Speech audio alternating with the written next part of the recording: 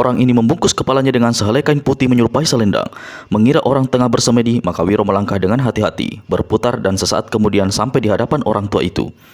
Ternyata selendang putih di kepalanya menutupi hampir seluruh wajahnya. Hanya sepasang matanya saja yang kelihatan terpejam. Bagian selendang di bagian mulut terlihatan basah dan berwarna merah. Sepasang tangan dan kaki orang tua ini tersembunyi di balik jubahnya. Wiro mencium bau sirih dan tembakau, tapi hidung yang tajam mencium bau lain. Karena tiba-tiba orang di hadapannya mengeluarkan suara, maka Wiro tak berkesempatan untuk mengingat di mana sebelumnya dan pernah mencium bau itu. Ribuan pagi, ribuan petang, tubuh lapuk ini menunggu kedatangan, yang menunggu tua renta Malang, yang ditunggu budak Malang. Perlahan-lahan Wiro duduk bersila di hadapan orang berjubah dan berselendang putih itu. Orang tua, maaf kalau kehadiranku mengganggumu. Apakah kau yang dijuluki Raja Obat 8 Penjuru Angin? Yang ditanya menghela napas panjang lalu menjawab, kau telah bertemu dengan apa yang kau cari. Giliran diriku yang bertanya, ada keperluan apa kau mencariku, anak manusia? Sebelum kau menjawab pertanyaan itu, jawab dulu pertanyaan ini. Apa kau manusianya yang dijuluki Pendekar Kapak Maut Naga Geni 212? Aku belum menerangkan siapa diriku. Bagaimana dia bisa menerka? Orang tua ini benar-benar berkepandaian yang sangat tinggi, kata Wiro dalam hati. Maka dia pun menjawab, aku memang orang yang oleh orang tolol diberi gelar begitu. Padahal aku hanya anak manusia yang bernama Wiro Sableng. Si orang tua tertawa mengekeh. Bau aneh kembali menusuk hidung Wiro. Dalam hati dia membatin. Menurut keterangan orang tua ini, memiliki wajah biru sebelah, tapi wajahnya ditutupi begitu rupa. Sulit bagiku untuk melihat. Anak manusia, jika kau benar-benar Pendekar 212, perlihatkan padaku kapak maut naga geni 212. Tiba-tiba orang di hadapan Wiro berkata. Wiro terkesigap. Bertemu baru sekarang. Bagaimana orang tua ini tahu kalau aku Pendekar 212 dan punya senjata kapak maut naga geni 212? Pengetahuannya tentu luas sekali. Padahal dari tadi dia tidak pernah mengeluarkan kedua tangannya dari balik jubah. Jangan-jangan si Raja Obat ini buntung. Aku menunggu jawabanmu, anak muda. Wiro garuk-garuk kepala lalu tersenyum. Jangan cengengesan di hadapanku. Kalau kau berani memuslihat diriku, berarti umurmu tidak bakal panjang. Kau tak akan pernah meninggalkan pulau ini. Nasibku jelek. Senjata mustika itu dan pasangannya, sebuah batu hitam sakti, lenyap dicuri orang. Si orang tua geleng-gelengkan kepalanya. Seperti dalam nyanyianku tadi, kau ternyata memang sosok budak Malang. Apa kau tahu siapa yang telah mencuri dua senjata saktimu itu? Dua orang berjuluk 3 bayangan setan dan elang setan, jawab Wiro. Mereka memang iblis-iblis berkepandaian tinggi. Tapi aku tidak begitu saja percaya omonganmu. Setauku, Pendekar 212 tidak pernah mengenakan pakaian serba hitam seperti yang kau kenakan saat ini. Dia selalu pakai baju dan celana putih. Aku ingin melihat dadamu. Kabarnya di situ ada rajahan angka 212. Jika kau memang memiliki, aku percaya. Sialan, sulit juga rupanya membuat urusan dengan tua bangka ini, rutuk Wiro dalam hati. Lalu dia buka baju hitam pemberian Ratu Duyung dan di bagian dada, sepasang mata Raja Obat 8 Penjuru Angin melihat Raja Angka 212 pada dada Wiro. Kau sudah saksikan sendiri. Nah, sekarang giliranku bertanya. Tunggu dulu, memotong Raja Obat 8 Penjuru Angin. Ada hubungan apa antara kau dengan Ratu Duyung? Orang ini benar-benar tahu banyak tentang diriku, pikir Wiro. Aku berhutang budi dan nyawa pada penguasa laut itu. Itu saja. Sekarang aku masih ingin satu kepastian. Ulurkan kedua tanganmu. Telapak dibuka ke atas. Orang tua. Kau rupanya menyuruh aku menirukan lagak pengemis. Tapi mengapa 2 tangan sekaligus? Tanya Wiro sambil tertawa. Jangan berani bergurau padaku, menyentak orang tua. Lekas ulurkan kedua tanganmu. Walau kini dia mulai jengkel dengan sikap orang tua itu, namun Wiro ulurkan juga kedua tangannya ke depan. Telapak tangan dikembangkan ke atas. Pada saat itulah, tanpa diduga, sepasang tangan si orang tua yang sejak tadi mendekam di balik jubah tiba-tiba melesat keluar dari balik jubah putih. Dua jotosan laksana palu goda menghantam ke arah Pendekar 212 Wiro Sableng. Jeritan keras meledak keluar dari mulut murid Sinto Gendeng ketika dua jotosan dihantamkan orang tua berjubah dan bertutup kepala putih itu mendarat di dadanya dan pipi kanannya. Kepalanya seolah terlempar pecah, dadanya laksana remuk. Tubuhnya mencelat sampai 2 tombak, menggelinding ke lereng bukit, tertahan pada satu gundukan batu merah runcing. Darah menyembur dari mulutnya. Tubuh Wiro tergeletak tak berkutik lagi. Di atas sana terdengar suara tawa mengekeh. Lalu satu bayangan putih berkelebak, melayang turun dan berdiri di hadapan sosok Pendekar 212. Dengan ujung kakinya yang ini, dia membalikkan tubuh Wiro. Mampus juga kau akhirnya. Habis berkata begitu, orang ini buka jubah putih dan selendang penutup tubuhnya. Di balik jubah itu ternyata orang ini mengenakan jubah lain yang kotor, dekil, serta bau. Tangannya yang tersembul dari balik jubah penuh dengan koreng bernanah dan menebar bau busuk. Wajahnya lebih mengerikan lagi karena hancur penuh oleh koreng cecar air busuk yang sama. Tiga jari tangannya yang tersembul di balik jubah tampak buntung kehitaman. Salah satu bagian bawah jubahnya hangus seperti terbakar. Pada punggungnya tergantung sebuah caping bambu, dan dari mulutnya dia menjemburkan cairan sirih dan tembakau. Ketika caping itu dikenakannya di atas kepalanya dan sehelai kain ditutupkannya ke wajahnya, jelaslah sudah orang tua ini bukan lain adalah si makhluk pembawa bala, makhluk iblis yang sebelumnya 2 kali mencoba membunuh Wiro.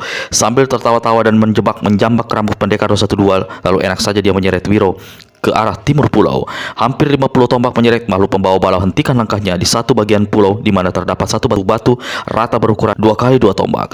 Di atas batu warna merah ini tergeletak sosok tubuh kerus kering seorang tua berambut dan berkumis dan berjangkuk putih. Wajahnya sebelah kanan berwarna biru. Saat itulah boleh dikatakan orang tua ini nyaris telanjang karena hanya secarik kain putih kecil yang terselempang di aurat sebelah bawah perutnya. Melihat keadaannya saat itu tak bisa bergerak maupun bersuara kecuali hanya sepasang matanya saja yang bergerak-gerak. Nyatalah dirinya berada dalam keadaan tertutup. Orang tua yang malang ini bukan adalah si Raja Obat 8 penjuru angin. Makhluk pembawa bala hempaskan tubuh Wiro di samping sosok si orang tua. Pinggul mereka saling bersentuhan. Wajah Raja Obat 8 penjuru angin berubah pucat ketika melihat pemuda yang tergeletak di sampingnya. Mabuk pembawa bala mendongak ke langit lalu tertawa gelak-gelak. Dengan kaki kanannya ditendangkannya tulang kering Raja Obat. Ini anak manusia yang kau tunggu dalam nyanyianmu. Nasibnya memang malang. Dia keburu mampus sebelum sempat melihat tampangmu. Makhluk pembawa bala kembali tertawa mengekeh. Kau diam saja. Baru aku berbaik hati membuka jalan suaramu agar kau bisa mendengar apa saja unek-unek yang hendak kau keluarkan. Makhluk pembawa bala membungkuk lalu menotok pangkal leher sebelah kiri Raja Obat. Saat itu juga punahlah totokan yang menutup jalan suaranya. Kau bukan manusia, tapi iblis. Apa salah pemuda itu hingga kau mau membunuhnya? Begitu jalan suaranya terbuka, si Raja Obat langsung membentang. Mentang-mentang sudah bisa bicara, omonganmu tidak sedap juga masuk ke telingaku. Kau tidak melihat kenyataan, Raja Obat. Kalau aku tega membunuh kecoa satu ini, apa kau kira aku tidak tega mencabut nyawamu? Tadi pun aku sudah bilang agar kau segera membunuhku. Kau tak bakal mendapat keterangan apa-apa dariku, jawab Raja Obat. King, kita akan lihat. Kita akan lihat, kata makhluk pembawa bala pula. Silakan kau membunuh aku. Caranya bagaimana? Menghancurkan kepalaku, mematahkan batang leherku, atau menjebol isi perutku? Rupanya kau tahu juga banyak cara mati yang enak. Tidak semua yang kau sebutkan itu tidak akan kejadian. Aku punya cara lain yang lebih sedap. Pertama, satu persatu kuku jari tangan dan kakimu akan kubetot lepas. Lalu kulit kepalamu akan kukupas. Setelah itu lidahmu. Oh tidak, lidah belakangan. Aku masih ingin mendengar jeritanmu. Salah satu matamu akan kukorek lebih dahulu. Setelah itu, yang lain yang sedap dan lucu, kau pasti akan menikmatinya. Bijimu akan kupencet, kulepas, kupencet, lepas, pencet, lepas, pencet. Kalau suaramu sudah serak karena menjerit, baru ku harmas hancur bijimu. Selagi makhluk pembawa bala bicara sambil tiada hentinya tertawa, Raja Obat 8 penjuru angin diam-diam merasakan bahwa pinggul Wiro yang bersentuhan dengan pinggulnya terasa hangat. Lalu ada denyutan-denyutan halus pada sisi perut si pemuda, dan tanda-tanda ini si Raja Obat segera maklum kalau pemuda ini sebenarnya belum menemui kematian, tapi cuma pingsan dengan luka yang teramat parah. Hati orang tua ini menjadi lega, otaknya segera bekerja saat itu. Makhluk pembawa bala telah keluarkan sebuah catut besi dari balik jubah dekilnya. Aku masih memberi kesempatan padamu, memilih mati tersiksa atau lekas memberitahu di mana beradanya kitab putih wasiat dewa itu. Kalau hendak membunuhku, mengapa tidak langsung saja? Mengapa masih bertanya-tanya? Aku sudah bilang, aku tidak tahu menahu soal segala kitab dewa itu. Kalaupun tahu, tak bakal kukatakan pada makhluk durjana macammu. Makhluk pembawa bala tertawa gelak-gelak. Rupanya kau memilih menyusul pemuda ini. Kupikir-pikir dalam usiamu yang 100 tahun ini, apa perlunya kau hidup lebih lama? Baik, jika kau ingin mampus, aku tuan besarmu segera membuka pintu neraka untukmu. Makhluk pembawa bala lalu menempelkan ujung catut besi ke kuku ibu jari kaki kanan Raja Obat. Mulutnya yang korengan bernada menyeringai. Umur sudah bangkotan, lubang neraka sudah terbuka dan menunggu. Masih tidak tahu diri, rasakan sisaanku. Dua ujung catut menjepit kuku ketika siap untuk disentakkan. Tiba-tiba Raja Obat berseru, tunggu. Apa kamu mau bicara? Tanya makhluk pembawa bala pula. Ya, aku menyerah, jawab Raja Obat. Kalau begitu, lekas bicara.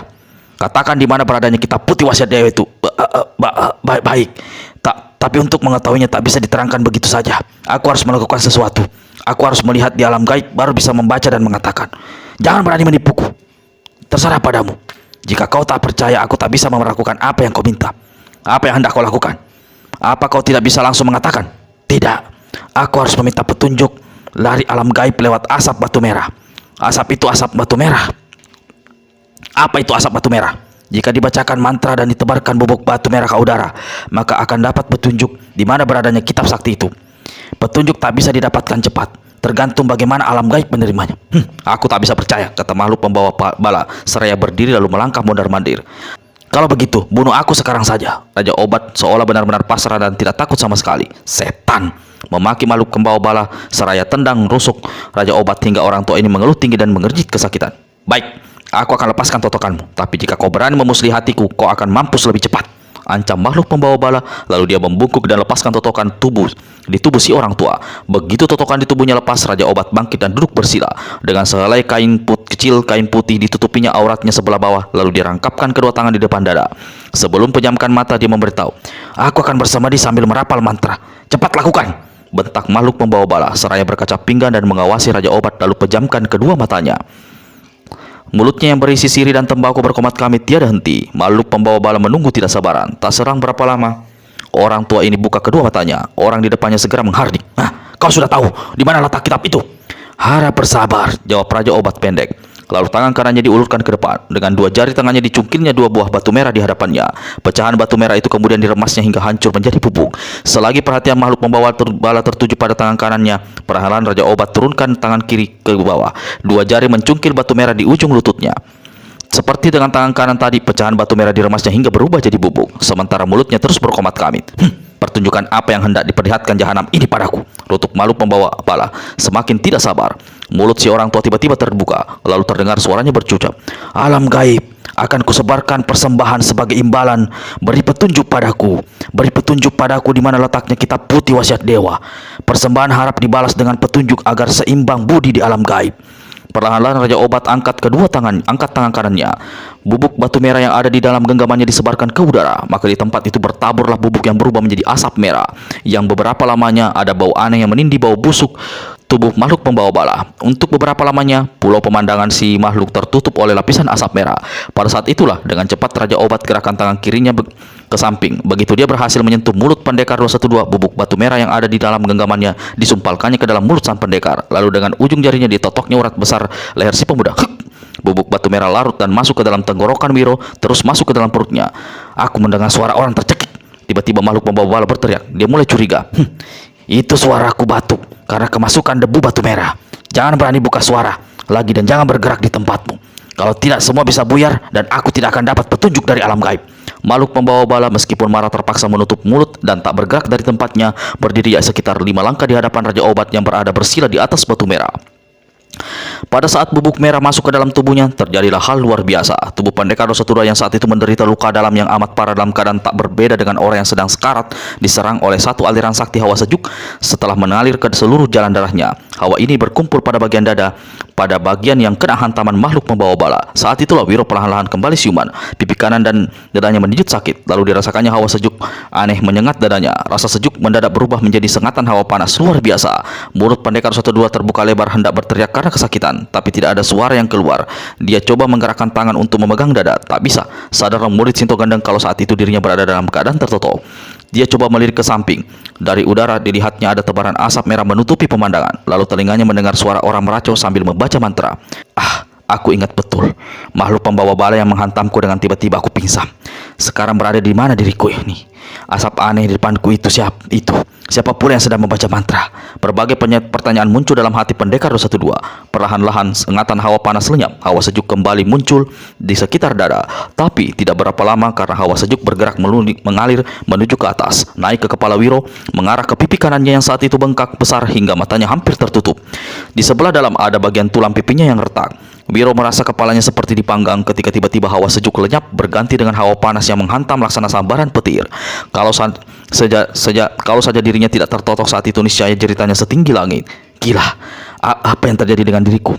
Siapa yang punya pekerjaan ini? Rutuk pendekar 212 dalam hati. Ketika hawa panas hilang berganti dengan hawa sejuk, Wiro merasakan sakit di kepalanya lenyap. Bengkak besar di mukanya sebelah kanan tak berkurang, walau matanya masih agak menggembung. Ada seseorang mengobati diriku. Siapa? Wiro berusaha balikkan badan dan mutar kepala, tapi tidak mampu karena dirinya berada dalam keadaan tertutup. Saat itulah tiba-tiba murid Sinto Gandeng mendengar suara halus seperti nyamuk mengian di telinganya. Ada orang sakti yang menyampaikan sesuatu padaku, ujar Wiro dalam hati. Anak muda, sebentar lagi asap merah di depanmu akan pupus. kau akan melihat seorang memakai caping di kepalanya, mengenakan jubah kotor, tegak beberapa langkah di hadapanmu. Kau harus membunuh manusia itu. Pergunakan ilmu kesaktianmu yang paling hebat. Kau harus mampu membunuhnya dengan sekali menghantam. Kalau tidak, kau dan juga aku akan celaka besar. Wiro hendak menjawab tapi tak mampu. Sesuai petunjuk yang didengarnya, Murisinto Gandeng segera salurkan tenaga dalamnya pada tangan kiri dan tangan kanan. Saat itulah juga sepasang tangannya sampai ke ujung kuku berubah menjadi seputih perak. Ini satu pertanda bahwa pendekar 1-2 siap melancarkan pukulan sinar matahari dengan tenaga dalam penuh. Tua bangka keparat. Tiba-tiba Wiro mendengar suara orang membentak. Apa kau sudah mendapat petunjuk? Aku sudah tidak sabaran. Aku punya firasat kau hendak menipuku. Lebih baik kubunuh kau saat ini juga. Kalau kau bersabar sedikit lagi, aku segera mendapat petunjuk. Di hadapanku sudah terlihat sesuatu. Aku mengatakan padamu apa yang aku lihat. Aku melihat seorang nenek dengan wajah seram. Setan di kepalanya ada satu mahkota memancarkan sinar kehijauan. Di tangan kanannya dia memegang sebuah tongkat besi berwarna kuning. Aku lihat dia berucap mengatakan sesuatu. Aku mendengar dia mengatakan apa? Makhluk pembawa bala. Saat itu asap merah bubuk batu perlahan-lahan mulai menipis. Seperti yang dikatakan, nyangan suara di telinganya. Walau dengan sudut matanya Wiro dapat melihat sesosok tubuh di beberapa langkah di hadapannya. Orang ini memakai caping di kepalanya, mengenakan sehelai jubah butut, tangan dan mukanya mengerikan karena dipenuhi cacar air bernanah dan menebar bau busuk. Makhluk pembawa bala, kata Wiro dalam hati. Amarahnya langsung naik ke atas kepalanya. Aku sudah menduga. Maka pendekar 1-2 segera kerahkan seluruh tenaga dalam pada tangan kanan kiri. Nenek bermuka setan mengatakan. Kembali terdengar Raja Obat sambil tangan kirinya dengan cepat bergerak ke arah punggung pangkal leher pendekar 1-2. Nenek itu mengatakan, siapa yang ingin mengetahui di mana kitab tersembunyi kitab putih wasiat dewa, maka harus dia mendengarkan dengan telinga terpentang dan mata terpejam. Makhluk pembawa bala, harap kau buka telingamu baik-baik dan pejamkan kedua matamu. Makhluk pembawa bala yang tegak beberapa langkah di hadapan si Raja Obat segera pasang telinga baik-baik. Ketika dia hendak memanjang mata di balik asap merah yang semakin menipis, tiba-tiba dia melihat sosok tubuh pendekar 1-2. Lalu pandangannya membentur pada wajah si pemuda dan samar-samar melihat sepasang mata Wiro yang terbuka. Pemuda itu, bukankah dia tadi sudah mati? Makhluk pembawa bala angkat tangan kanannya dan maju selangkah. Jahanam, tua bangka keparat, kau menipuku! Teriak makhluk pembawa bala. Marah, tangan kanannya dihantamkan pada Raja Obat. Justru pada saat itulah pula sosok tubuh pendekar 1-2 melompat ke hadapannya dari jaraknya hanya 3 langkah. Murisinto Gandeng lepaskan pukulan sinar matahari. Dengan tangan kiri kanan, 2 larik sinar panas menyilaukan berkiblat. Suara jeritan makhluk pembawa bala tenggelam dalam gemuruh 2 pukulan sinar matahari yang menghantam dirinya. Tubuh orang ini mencelat ke udara dan kadang tercerai-berai, hangus mengepulkan bau menggigitkan. Sepasang kaki yang hancur hangus melesat ke timur. Potongan badan dengan isi perut berbusayan mencelat ke barat. 2 tangan terlepas entah kemana. Bagian dada dan kepala hancur melesat ke utara, ke arah lautan lepas. Di tengah laut selatan yang saat itu ombaknya mulai besar akibat tiupan angin yang kencang dari utara. Sebuah jukung kelihatan meluncur pesat membelah ombak. Perahu kecil ini ditumpangi oleh seorang nenek berdandan aneh yang mengingatkan kita pada iblis tua Ratu Pesole. Meskipun sudah tua keriputan, namun si nenek berdandan menor. Bibir dan pipinya dicat merah, bedak putih kekuningan hampir setebal dempul menutupi wajahnya. Sepasang alis hitam mencuat ke atas. Sanggulnya rapi dan bagus. Dia mengenakan sehelai baju panjang berwarna hitam dengan bunga-bunga putih. Selagi enak-enak di dalam perahu yang dihantam gelombang itu, tiba-tiba dia melihat satu benda melayang di udara. Burung bukan, kampret juga bukan. Makhluk apa yang melayang itu? Si nenek membatin seraya berdiri tegak di atas jakung dan terus mendongak memperhatikan benda yang melayang di udara. Alisnya mencuat mengerit. Dia tidak dapat memastikan benda apa itu adanya. Puas aku tidak tahu benda apa yang melayang itu, katanya dalam hati. Ketika benda udara hampir lewat di atas kepalanya si nenek angkat tangan kanannya, terjadilah satu hal aneh yang hebat. Benda yang melayang di udara seolah-olah telah tertahan. Ketika si nenek memutar-mutar tangannya, benda itu ikut berputar. Begitu si nenek gerakkan tangannya perlahan-lahan ke bawah, benda yang di udara seolah-olah tersedot ikut tertarik ke bawah. Sesaat kemudian, benda itu jatuh bergedebuk di lantai perahu di hadapan si nenek. Bau busuk bercampur bau sangitnya daging yang terpanggang melanda hidungnya. Sepasang mata perempuan tua berdandan mencorong itu mendelik besar. Yang dilihatnya saat itu adalah potongan tubuh manusia mulai dari dada sampai ke kepala dan dalam keadaan terpanggang hangus mengerikan. Waladalah, seumur hidup baru kali ini aku menyaksikan pemandangan begini rupa. Manusia atau binatang yang tergeletak di hadapanku ini, ujar si nenek. Sambil mereka hidupnya, dia coba meneliti lalu geleng-gelengkan kepala. Tak bisa kau kenali, katanya. Aku tak mau ketumpangan makhluk busuk seperti ini. Pergilah. Sekali kaki kirinya menendang, maka potongan tubuh dan kepala mengerikan itu yang bukan lain adalah potongan tubuh dan kepala makhluk pembawa bala mencelat mental sampai beberapa tombak dan jatuh ke dalam laut. Dilamun ombak dan amblas tenggelam dan tidak kelihatan lagi. Pendekar 1-2 jatuhkan diri di atas batu datar merah, berlutut dengan dada turun naik. Wajahnya yang masih bengkak tampak agak pucat. Perlahan dia duduk bersila, atur jalan nafas, darah dan tenaga dalam. Ketika dia berpaling Ke kiri pandangannya membentur orang tua bermuka biru itu. Wiro segera bangkit berdiri, melangkah mendekati lalu berlutut di hadapannya. Untuk beberapa lamanya dia memandangi wajah berbelang biru, rambut, janggut, dan kumis panjang memutih itu. Orang tua, aku berterima kasih kepadamu. Kalau tidak dengan pertolonganmu, aku pasti sudah menemui ajal di tangan makhluk pembawa bala itu. Aku berhutang budi dan nyawa padamu dan tak tahu bagaimana harus membalasnya. Wiro membungkuk hormat sampai 3 kali. Makhluk pembawa bala itu memang jahat, busuk, ganas, dan licik. Sejak 1 tahun belakangan ini dia malam melintang di laut selatan. Pasti ada sesuatu yang dicarinya, sekaligus menunggu seseorang untuk dibunuh. Mungkin sekali ada yang menyuruhnya. Pasti diriku yang diarahnya. Siapa yang menyuruhnya? Apakah kau tahu orangnya? Tanya Wiro. Yang ditanya menggeleng. Ada permusuhan apa di antara kau dan dirinya hingga dia inginkan nyawamu? Aku tidak tahu. 2 kali dia menghadangku di tengah lautan. Aku berhasil lolos. Kali yang ketiga dia memuslihati diriku dengan menyamar menjadi... Si orang tua tersenyum. Dia menyamar menyerupaiku dan berhasil mengelabuimu. Sekali lagi aku berterima kasih atas pertolonganmu, kata Wiro pula. Pertolonganku belum selesai. Putar dudukmu. Hadapkan punggungmu ke arahku. Walau tidak mengerti apa yang dimaksud orang tua ini, namun Wiro memutar duduknya membelakangi. Pada saat itulah, tanpa suara, tanpa disadari oleh Wiro, tiba-tiba orang tua di belakangnya mengangkat tangan kanan dan menghantam punggungnya. Wiro Sableng menjerit keras, tubuhnya mencelat sampai 1 tombak, terbanting menelungkup di atas batu merah. Punggung laksana hancur luluh. Bersamaan dengan teriakannya tadi, mulutnya menyembur darah hitam berbuku-buku. Wiro mencoba bangkit terhuyung-huyung sambil menyeka darah yang membasahi pinggiran mulutnya dengan mendatangi si orang tua lalu jatuhkan diri di hadapannya dan membentak dengan mata melotot. Orang tua, kau hendak membunuhku? Aku hanya membersihkan sisa-sisa darah beku yang masih bersarang di dadamu akibat pukulan makhluk membawa bala itu. Jika darah beku itu terus mendekam di tubuhmu, kau akan menemui ajal dalam waktu dekat setelah disiksa oleh penyakit yang sulit disembuhkan. Terima kasih. Lagi-lagi kau telah menolongku, kata Wiro begitu menyadari apa yang telah dilakukan orang tua itu yang tadi adalah menolongnya. Sesaat Wiro pandangi orang yang duduk di hadapannya lalu berkata, orang tua, melihat pada ciri-ciri mukamu yang ini, bukankah kau orang yang digelari Raja Obat 8 penjuru angin itu? Yang ditanya tersenyum lalu menjawab, kau sudah tahu siapa diriku. Sekarang katakan siapa dirimu. Namaku Wiro Sableng. Aku murid Eyang Sinto Gendeng dari Gunung Gede. Gunung Gede jauh sekali dari tempat ini. Jika kau menyambung nyawa untuk menyeberangi daratan mengarungi lautan, berarti ada sesuatu yang sangat penting menjadi tujuanmu. Wiro lalu menceritakan pengalamannya ditolong pertama kali oleh anak buah Ratu Duyung. Baca episode 2, Wasiat Dewa. Ada di channel ini. Ketika aku dilepas pergi oleh Ratu Duyung, di tengah laut mendadak muncul 2 orang berkulit hitam yang tubuhnya bersirip seperti ikan. Mereka bermaksud membunuhku, tapi aku berhasil lolos. Belum lama selamat dari 2 makhluk keparat itu, tiba-tiba makhluk membawa bala muncul pula. Nasibku masih untung. Sebelum ajalku sampai di tangan makhluk busuk itu, 6 orang anak buah Ratu Duyung walaupun dalam keadaan samar-samar kulihat datang menolongku. Rupanya makhluk pembawa bala tidak punya nyali melawan mereka lalu melarikan diri. Cerita dan pengalamanmu luar biasa. Tapi kau belum mengatakan apa tujuanmu datang ke pulau ini. Aku mendapat petunjuk dari Ratu Duyung bahwa sebuah pulau yang keseluruhannya terdiri dari batu merah terletak di tenggara. Aku harus menuju ke pulau itu. Namun seperti yang kututurkan tadi, di tengah laut aku berhadapan dengan orang-orang yang hendak membunuhku. Dalam keadaan pingsan, perahuku mungkin sekali terombang-ambing di pulau ini. Lalu entah apa yang terjadi, aku dapatkan diriku berada di sebuah batu datar miring berwarna merah. Baru saja aku siuman, tiba-tiba ada satu benda bersinar melayang jatuh dari angkasa, menembus ke dalam batok kepalaku.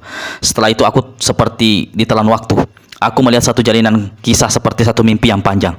Hebat sekali apa yang kau tuturkan tadi, kata Raja Obat 8 penjuru angin. Tapi mengapa kau masih belum mengatakan apa tujuanmu mencari pulau batu merah itu? Aku mendapat tugas dari guruku Eyang Sinto Gendeng serta 2 tokoh silat, yaitu si Raja Penidur dan kakek segala tahu. Mereka menyuruh aku mencari dan mendapatkan sebuah kitab sakti bernama Kitab Putih Wasiat Dewa. Menurut mereka, kau satu-satunya orang yang mengetahui di mana beradanya kitab itu.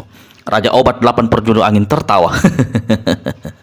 Aku hanya seorang tukang obat tak berguna. Kemampuanku serba terbatas termasuk pengetahuanku. Bagaimana mungkin mereka bisa menduga bahwa aku satu-satunya orang yang mengetahui di mana beradanya kitab sakti itu? Ketika bertemu dengan Ratu Duyung, perempuan sakti itu juga memberitahu bahwa memang hanya kau yang mengetahui hal kitab sakti itu. Ratu Duyung, dia memang manusia luar biasa, cantik dan memiliki kemandaian tinggi, kata si orang tua pula. Anak muda, orang-orang yang menyuruhmu itu benar-benar memberikan tugas maha berat padamu. Kau tahu mengapa mereka inginkan kitab itu? Menurut mereka dalam dunia persilatan akan muncul sebuah kitab sakti, yakni kitab wasiat iblis. Barang siapa yang memilikinya akan menjadi raja di raja dunia persilatan. Karena kitab ini berdasarkan pada ajaran hitam yang sesat, maka harus dimusnahkan.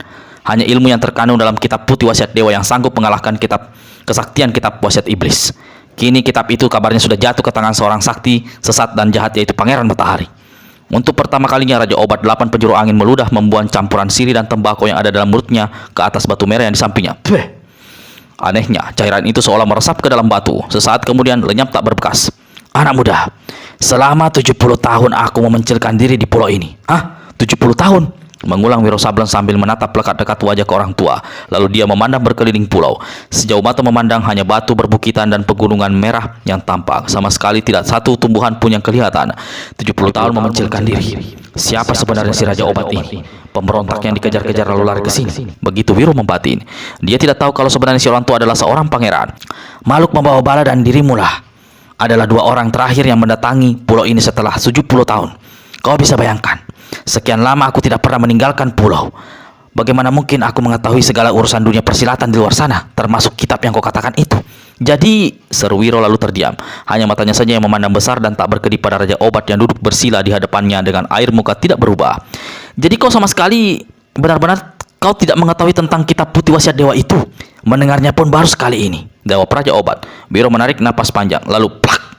Dia menepuk jidaknya sendiri dengan telapak tangan kanan. Dia seperti terhenyak di atas batu merah yang didudukinya.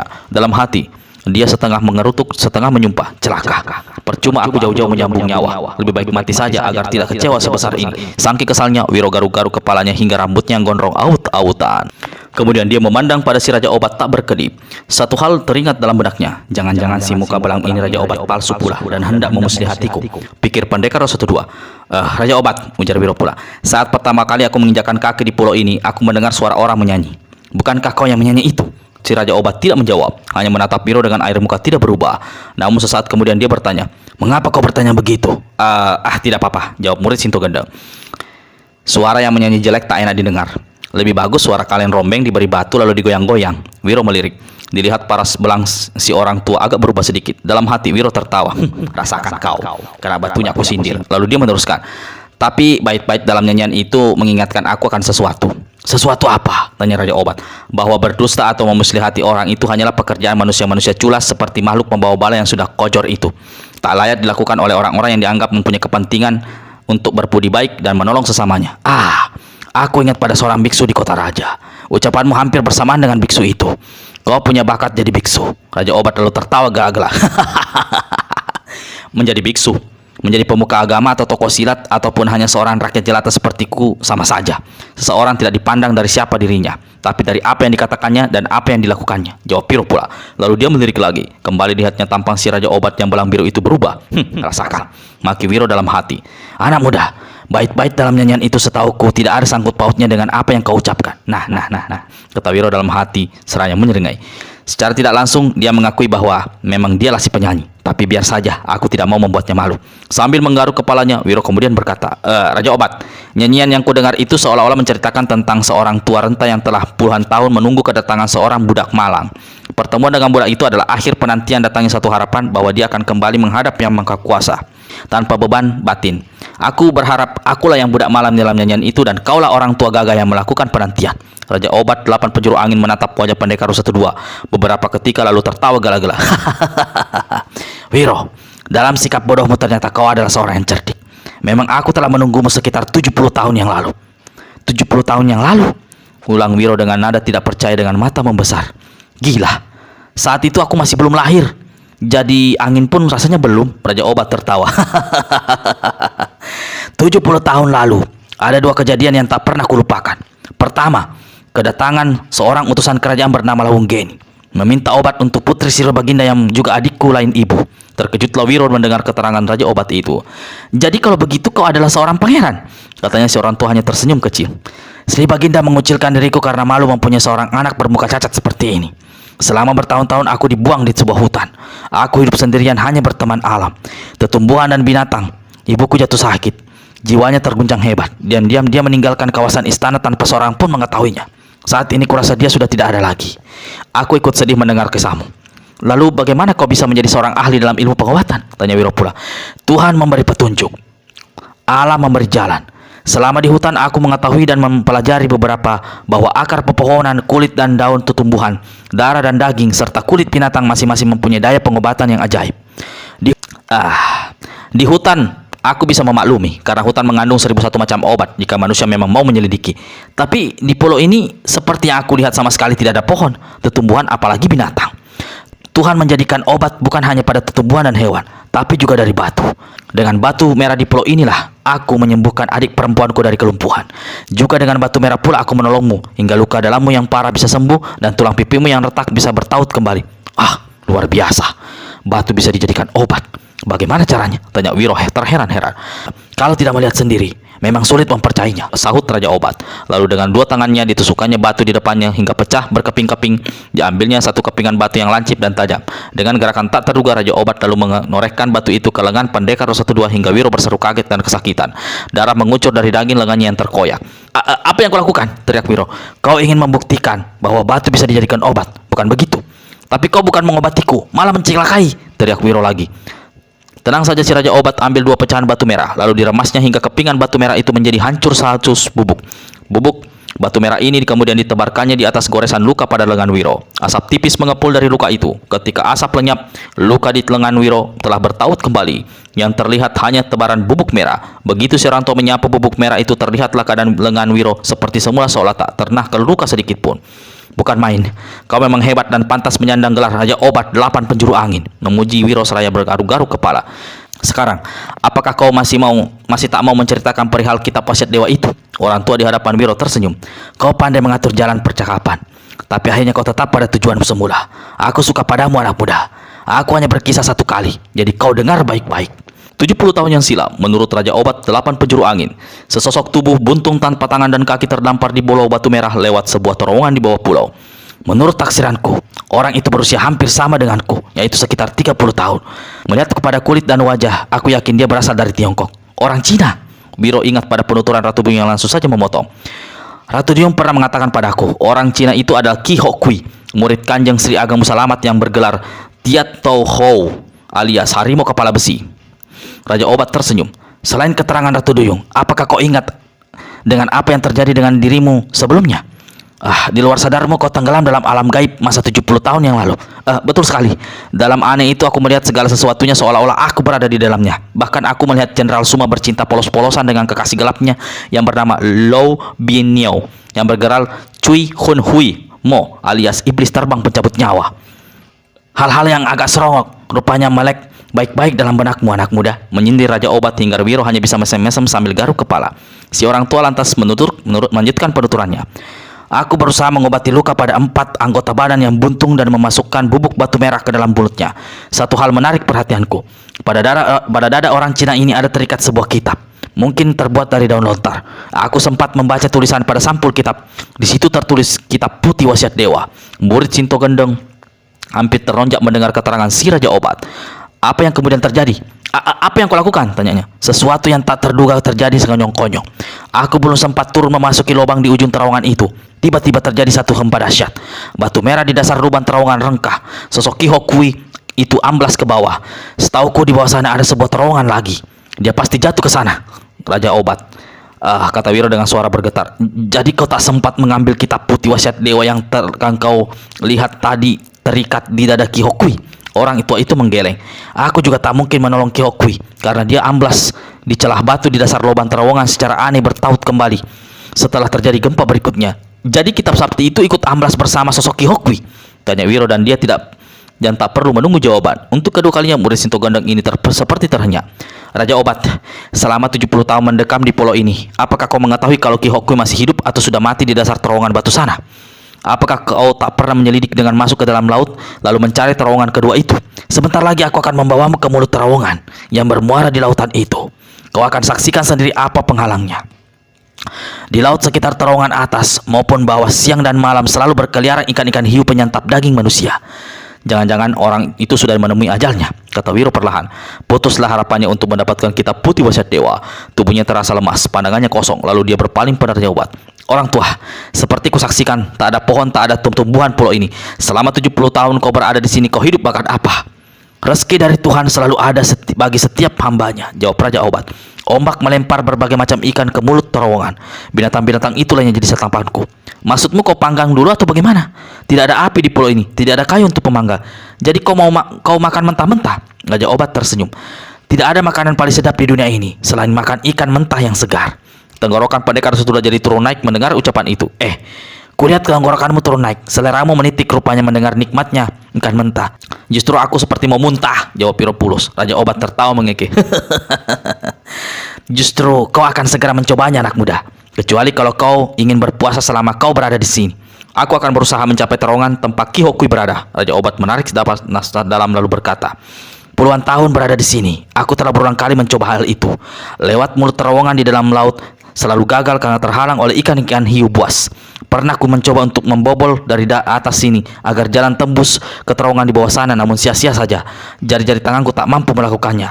Setiap kucungkil batu merah di atas terowongan dengan jari-jari tanganku secara aneh, beberapa hari kemudian batu itu membentuk lapisan baru di atasnya. Menurutmu, apakah Ki Hokui itu masih hidup di bawah sana? Tanya Wiro. Itulah yang aku ragukan, sahut Raja Obat. Apakah kau pernah mencium bau busuknya mayat manusia? Raja Obat menggeleng. Kalau orang itu masih hidup, tentu dia sudah tua renta sepertimu. Kalau ternyata dia sudah lama meninggal, berarti sia-sia semua apa yang telah aku lakukan.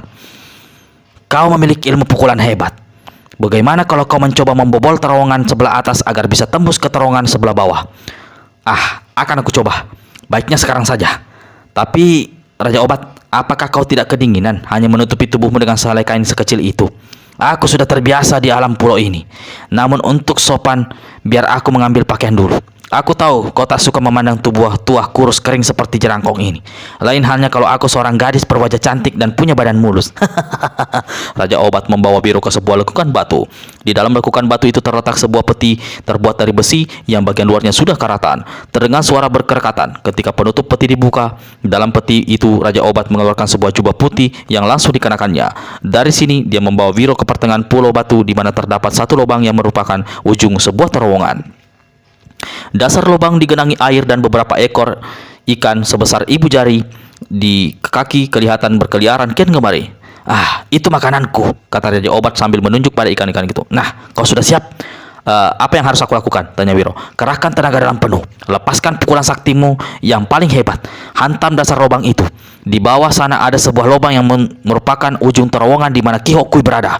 Jika kau mampu menjebol dasar terowongan ini, kita akan bisa melihat apakah Ki Hokui masih hidup dan apakah kitab putih wasiat dewa itu masih ada padanya. Wiro melangkah lebih dekat ke tepi lubang. Tangan kanannya diangkat, tenaga dalam dialirkan penuh. Tangan kanan itu segera berubah menjadi seputih perak, panas dan menyilaukan. Raja Obat, tiba-tiba Wiro berpaling dan turunkan tangannya. Ada apa? Kata si orang tua heran. Jika lubang itu kuhancurkan, kau akan kehilangan tempat penampungan ikan yang jadi santapanmu sehari-hari. Raja Obat jadi terkejut mendengar ucapan pendekar Rosa Kedua. Anak muda, kau benar juga. Tapi, ya sudahlah. Hantam saja soal makanku biar kita pikirkan nanti saja, kata Raja Obat itu akhirnya. Wiro angkat tangan kanannya, tapi mendadak dia turunkan kembali dan memandang Raja Obat. Ada apa lagi? Tanya orang tua itu. Bagaimana kalau pukulan saktiku bukan hanya menghancurkan lubang itu, tapi mencederai bahkan bisa membunuh Ki Hokui di bawah sana? Itu susah juga, ujar Raja Obat sambil usap-usap dagunya yang janggut putih panjang. Tiba-tiba Wiro ingat akan ilmu menembus panah yang didapatnya dari Ratu Duyung. Biar ku coba, katanya. Lalu matanya diarahkan tepat-tepat pada lubang batu merah. Tenaga dalam dialirkan ke kepala. Sepasang matanya kemudian dikedipkan 2 kali. Apa yang tengah dilakukan anak ini? Bertanya Raja Obat dalam hati. Samar-samar Wiro melihat sebuah lubang di bawah lubang yang ada di hadapannya. Namun hanya itu yang mampu dilihatnya. Setelah itu, seperti ada kekuatan dahsyat menerpa ke arahnya membuat kepalanya terhuyung ke belakang dan kedua matanya sakit laksana dicucuk.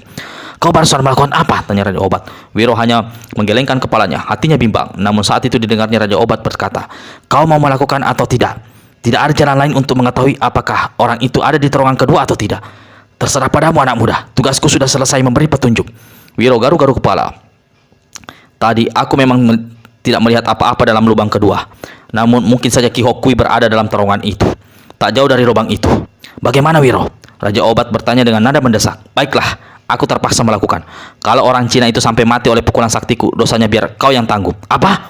Tunggu dulu, seru Raja Obat. Enak saja kau bicara. Wiro menyeringai. Kalau kau tak mau menanggung sendirian, baik, kita bagi 2. Kau menanggung separuh, dosa yang separuh lagi aku yang tanggung. Adil kan? Gila, maki Raja Obat. Dunia ini memang sudah gila, Raja Obat. Suka atau tidak, kita sebenarnya telah ikut larut dalam kegilaan itu, jawab Wiro pula. Kalau begitu, kau hantamkan, kata Raja Obat. Akhirnya Tidak, sebelum kau mengatakan setuju dosa pembunuhan itu dibagi dua. Raja Obat menggerutu panjang pendek. So kamulah, aku menurut saja. Didahului satu bentangan keras, Wiro hantamkan tangan kanannya ke dalam lubang. Sinar putih menyilaukan berkiblat, satu dentuman keras menggelegar. Pulau batu merah itu bergetar dilaksana dilanda gempa. Baik Wiro maupun Raja Obat sama-sama terpelanting dan jatuh duduk di beberapa tombak jauhnya dari lubang terowongan. Kau tak apa-apa Raja Obat? Tanya Wiro. Aku baik-baik saja. Cuma pantatku terasa geli-geli, jawab Raja Obat yang membuat Wiro tergoncang-goncang menawa. Ayo kita lihat hasil hantamanmu. Kedua orang itu segera bangkit berdiri dan melangkah ke tepi lubang batu merah. Dua pasang mata memandang terpengarang dan melotot ke dalam lubang batu, selalu saling pandang satu sama lain. Kau saksikan sendiri Wiro, ada satu kekuatan aneh yang tidak bisa kita tembus. Wiro garuk-garuk kepalanya dan terduduk di tepi lubang. Tidak mungkin, katanya orang berulang kali. Apanya yang tidak mungkin? Tanya si Raja Obat. Wiro tak menjawab. Dia berdiri dan melangkah cepat ke arah satu gundukan batu merah setinggi manusia yang terletak kira-kira 5 tombak dari tempat mereka berada. 2 tombak dari gundukan batu itu Wiro berhenti. Tangan kanannya diangkat ke atas, tenaga dalam dikerahkan. Lalu sinar putih panas berkilat. Prak, biar. Satu dentuman dahsyat menggelegar. Gundukan batu di depan sana hancur berantakan. Setiap kepingan yang mencelat ke udara seolah berubah menjadi bara menyala dan mengumpulkan asap. Raja Obat terkesigap menyaksikan kejadian itu. Sebaliknya, seperti tak percaya, Wiro memandang hancuran batu lalu perhatikan tangan kanannya. Orang tua, kau saksikan sendiri pukulan sinar matahari yang baru kulepaskan, sanggup menghancurkan gundukan batu besar, tebal dan tinggi itu. Lalu, Wiro berpaling ke arah lubang terowongan. Penasaran dengan langkah cepat, dia mendatangi, berdiri di tepi lubang lalu menghantam. Untuk kesekian kalinya, pulau batu merah itu dilanda gelegar dentuman dan bergetar hebat. Wiro yang berada di tepi lubang terpelanting jatuh ke punggung. Raja Obat tergonta-ganti lalu roboh. Tak peduli tulang punggung dan tulang pantatnya sakit, Mursi itu dan cepat berdiri dan melangkah ke tepi lubang batu. Si Raja Obat mengikuti dari belakang. Ketika keduanya memandang ke bawah, masing-masing sama keluarkan seruan tertahan. Seperti tadi, lubang batu itu tidak mengalami kerusakan sedikit pun. Air laut tergenang jernih dan ikan-ikan kecil masih berenang kian kemari. Raja Obat pegang bahu Pendekar Dosa Sudua lalu berkata, Wiro, ada satu kekuatan yang tidak bisa kita kalahkan. Mungkin ini pembawa pada satu petunjuk. Bagiku petunjuk sudah jelas, kata Pendekar Dosa Sudua pula. Apa maksudmu? Aku tidak berjodoh dengan kitab putih wasiat dewa itu. Jangan cepat berputus asa. Raja Obat, aku bukan orang yang mudah menyerah, tapi kalau kenyataan begitu rupa, aku rasa tak ada gunanya. Dengar anak muda, dengar dulu ucapanku. 70 tahun silam, sehari setelah Ki Hokui amblas ke dalam terowongan kedua, pada malam harinya aku bermimpi. Tidak, bukan bermimpi, tapi ada yang datang padaku. Mula-mula aku dengar suara tiupan seruling. Tak lama kemudian muncul gelagar suara auman binatang buas yang menggetarkan seantero pulau. Setelah itu muncul bayangan seorang tua bertubuh sangat tinggi, mengenakan selempang kain putih. Bola matanya berwarna biru angker. Dia memegang sebatang tongkat kayu putih. Di pinggangnya tersisip sebuah saluang, yakni seruling khas orang seberang. Dia tidak datang sendiri, tapi membawa seekor binatang besar, seekor harimau putih yang memiliki mata hijau menggigitkan. Sosok tubuh mereka antara ada dan tiada, seolah terbuat dari asap dan kabut tipis. Namun apa yang diucapkannya cukup jelas masuk ke telingaku. Aku masih ingat kata-katanya. Pangeran Soma, anak manusia bergelar Raja Obat 8 penjuru angin. Aku Datuk Rauba Salawang Ame dan sahabatku ini adalah Datuk Rauba Mata Ijo. Hari ini sesuatu telah terjadi di pulau dan kau tahu apa yang terjadi itu. Seorang anak manusia yang datang dari negeri jauh atas kehendak yang kuasa telah tersesat ke pulau ini dan mendekam dalam terowongan batu yang menjadi sumber kehidupanmu. Dia datang membawa sebuah kitab sakti bernama Kitab Putih Wasiat Dewa. Kitab ini berusia ratusan tahun dan dititipkan secara turun-temurun pada orang-orang tertentu. Kitab ini mengandung satu ilmu kesaktian yang mampu membendung angkara murka disebabkan oleh perbuatan manusia-manusia iblis. Hanya ilmu dari kitab inilah yang akan sanggup menumpas ilmu jahat dan segala ilmu hitam yang hendak menguasai dunia persilatan secara keji. Namun kitab ini hanya berjodoh pada satu orang yang telah ditentukan oleh takdir. 70 tahun dari sekarang, orang itu akan muncul di pulau ini. Kepadanya lah kau harus memberitahu di mana kitab itu berada. Kau berada di bawah satu amanat. Jika kau memberitahu hal ihwal kitab itu pada orang yang tidak berhak, maka malapetaka akan jatuh atas dirimu. Raja Obat memandang pada Wiro dan berkata, waktu itu entah aku sadar atau tidak, aku bertanya pada orang tua yang muncul membawa harimau putih itu, Datuk Rau, 70 tahun bukan urusan waktu yang pendek. Apakah aku masih akan hidup selama itu? Sang Datu tidak menjawab. Pangeran Soma, soal umur, soal hidup dan mati manusia, hanya Tuhan yang tahu. Kau tidak usah pertanyakan hal itu. Aku masih belum puas. Lalu aku bertanya lagi, siapa adanya orang yang muncul itu? Siapa adanya orang yang akan muncul itu? Bagaimana aku tahu bahwa dialah orangnya? Datuk Rau menjawab, lihatlah ke samping kirimu pangeran. Perhatikan baik-baik. Kau akan melihat bayangan orang yang kumaksudkan itu. Aku lalu berpaling ke kiri.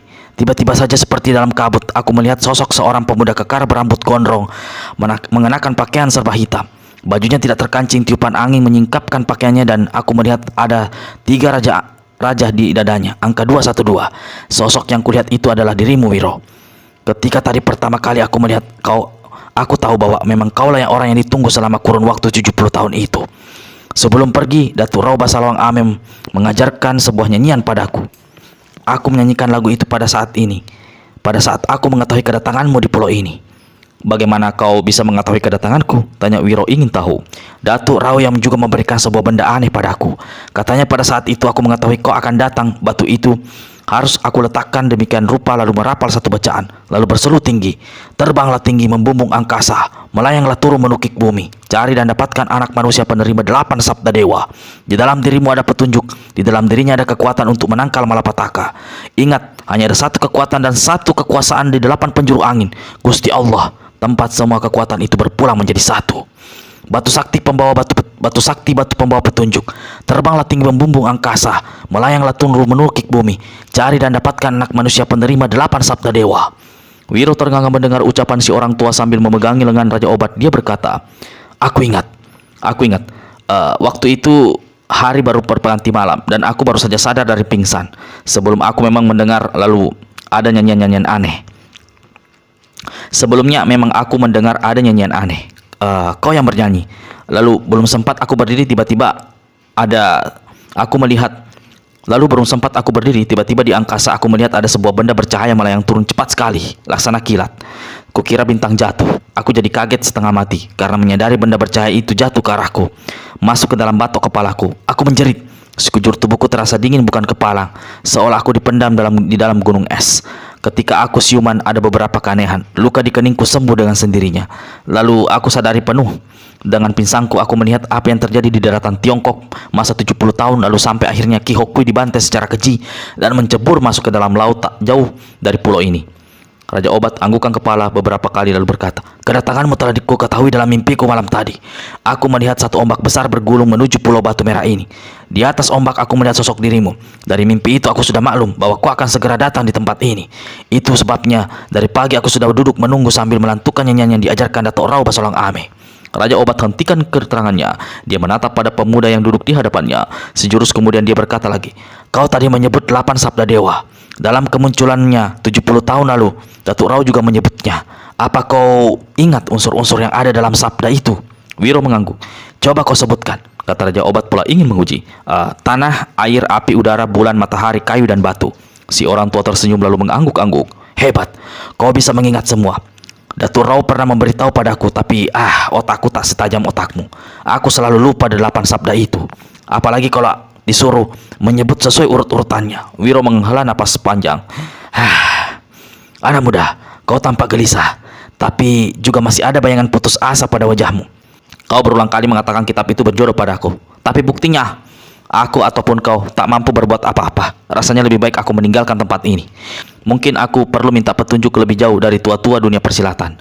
Mungkin juga menemui Ratu Duyung untuk bertanya. Raja Obat 8 penjuru angin terdiam. Aku tidak tahu bagaimana harus mencegahmu. Aku yakin sekali bahwa kitab putih wasiat dewa memang sudah ditakdirkan jatuh ke tanganmu.